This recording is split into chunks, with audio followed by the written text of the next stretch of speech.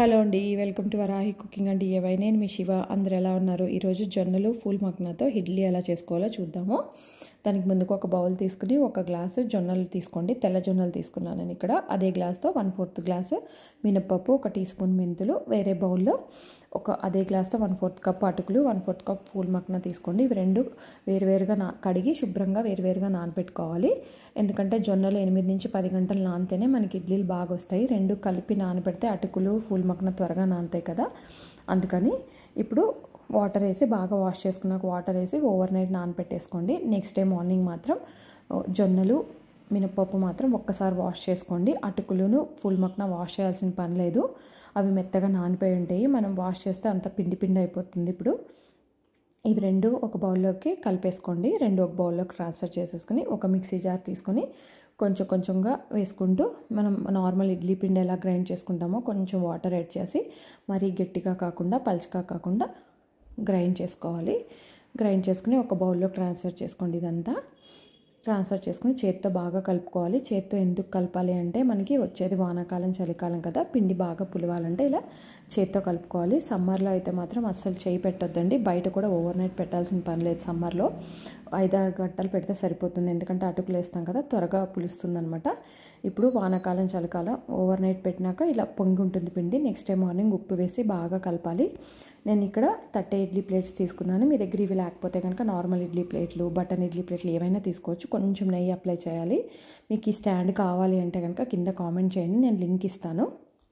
ఇప్పుడు బ్యాటర్ వేసి దాంట్లోకి ఇడ్లీ కుక్కర్లో 2 గ్లాసుల వాటర్ యాడ్ చేసి మీడియం ఫ్లేమ్లో పెట్టి 10 మినిట్స్ కుక్ చేసుకోవాలి. ఎప్పుడైనా మనం ఇడ్లీ వేసే ముందే నీళ్లు ఒక ఉడుకు వస్తే ఇడ్లీలు మనకు బాగా వస్తాయి అన్నమాట. ఇప్పుడు ఈ 10 నిమిషాల లోపల మనకి ఇన్స్టెంట్ సాంబార్ ఎలా చేసుకోవాలో చూద్దాం. దానికి ముందుగా ఇక్కడ నేను చూపించిన వెజిటేబుల్స్ అన్నీ తీసుకుని ఒక కుక్కర్ తీసుకుని అల్లము, వెల్లుల్లి, పచ్చిమిర్చి, మీడియం సైజ్ ఉల్లిపాయలు ఇట్లా కట్ చేసుకోండి. టమాటాలు మీడియం సైజ్ 4. నేను గుమ్మడికాయలో 300 గ్రామ్స్ గుమ్మడికాయలు సగం తీసుకున్నాను, అది కూడా తోలు తీసి కట్ చేసి పెట్టుకోండి. ఒక గిన్నె తీసుకుని ములక్కాయలు, గుమ్మడికాయ ముక్కలు ఒక దాంట్లో వేసుకోండి. ఇప్పుడు టమాటాల్లోనూ ఉల్లిపాయలు, పచ్చిమిరకాయల్లో కొంచెం పసుపు, ఉప్పు వేసి మధ్యలో గిన్నె పెట్టి గుమ్మడికాయలకి ములక్కాయలకి వాటర్ యాడ్ చేయకూడదు. టమాటాలకి ఉల్లిపాయలకి ఒక గ్లాస్ వాటర్ యాడ్ చేసి కుక్కర్ పొయ్యి మీద పెట్టేసి 4 విజిల్స్ రానివ్వాలి ఐ ఫ్లేమ్లో. ప్రెషర్ అంతా పోయిన తర్వాత తీసేసి గుమ్మడికాయ ముక్కలు, ములక్కాయ ముక్కలు సైడ్ పెట్టేసుకోండి. కింద మనం వాటర్ వేసి ఉడకపెట్టుకున్నాం కదా, టమాటాలు, ఉల్లిపాయ, పచ్చిమిరకాయ, అల్లం, వెల్లుల్లి, అది మాత్రం ఇట్లా స్ట్రెయిన్ చేసుకుని వాటర్ తీసేసి ఇలా మిక్సీ జార్లో స్ట్రెయిన్ చేసుకుని మెత్తగా గ్రైండ్ చేసుకోవాలి. దీంట్లో ఇప్పుడు 1/4 కప్పు శనగపిండి వేసుకుని ఇంకొకసారి గ్రైండ్ చేసుకోండి.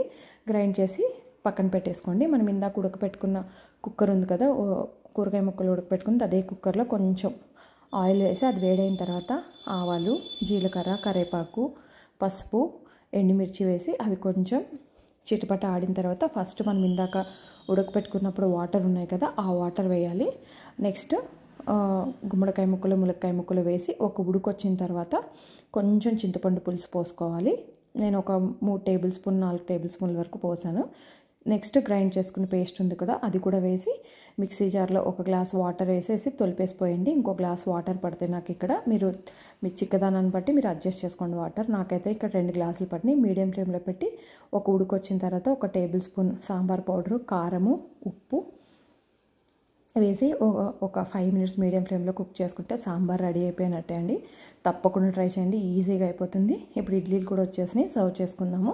మీకు చట్నీ కావాలంటే ఈ చట్నీ వీడియో లెంత్ అయిపోతుందని చట్నీ వీడియో తీయలేదు. మీకు అదే సేమ్ చట్నీ కావాలి అంటే నేను కింద లింక్ ఇస్తాను, ఆల్రెడీ ఉంది మన ఛానల్లో, చూడండి, తప్పకుండా చూడండి. చూసి ఎలా ఉందో ట్రై చేసి చెప్పండి. ఇడ్లీ చూసారా ఎంత సాఫ్ట్గా వచ్చిందో? ట్రై చేసి ఎలా వచ్చినాయో తప్పకుండా చెప్పండి. సాంబార్, ఇడ్లీ, చట్నీ అన్నీ కామెంట్ చేయడం మర్చిపోవద్దు. వీడియోని షేర్ చేయడం మర్చిపోవద్దు. లైక్ చేయడం కూడా మర్చిపోవద్దు. ఇలా ఇడ్లీ పైన ఇడ్లీ పొడి, కొంచెం నెయ్యి, సాంబార్, చట్నీతో సర్వ్ చేస్తే చాలా బాగుంటాయి. తప్పకుండా ట్రై చేయండి. నెక్స్ట్ వీడియోలో మళ్ళీ కలుద్దాం. బాయ్. కీప్